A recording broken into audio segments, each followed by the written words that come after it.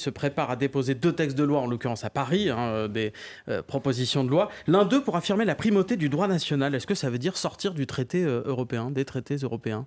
Ça veut dire qu'aujourd'hui, il y a une jurisprudence européenne qui pèse sur notre droit et qui empêche l'État de prendre les décisions que les Français attendent de lui en matière migratoire. Et oui, ça pose un problème majeur. Aujourd'hui, la CEDH, par exemple, donne... C'est la Cour des droits de l'homme. La Cour européenne des droits de l'homme donne du droit à la vie familiale une interprétation qui est extrêmement politique. Mais vous faites de la France insoumise, là. Vous voulez sortir de l'Union européenne, vous voulez désobéir à l'Union européenne. Mais écoutez, c'est le Danemark, par exemple, qui est un pays européen dont personne ne conteste l'engagement européen, un pays actuellement dirigé par un gouvernement social-démocrate qui a fait ce qu'on appelle un opt-out, pardon, c'est encore de l'anglais, mais qui a décidé qu'il adhérait à la CEDH avec certaines réserves qui lui permettent de garantir sa souveraineté, notamment sur des sujets migratoires. Personne ne considère que le Danemark est un pays anti-européen ou un pays en voie de dangereuse radicalisation réactionnaire. C'est un gouvernement social-démocrate.